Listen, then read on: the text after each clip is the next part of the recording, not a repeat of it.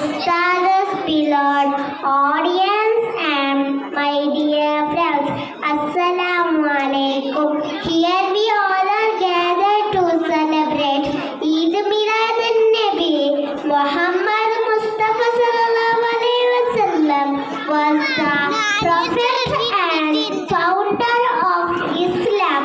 He was born in Makkah on Rabiul Awwal 12. Muhammad Mustafa sallallahu alaihi wasallam was a prophet and founder of Islam. He was born in Makkah on Rabiul Awwal 12. Muhammad Mustafa sallallahu alaihi wasallam's father died before his birth and mother died when he was 6 years old. He raised by his grandfather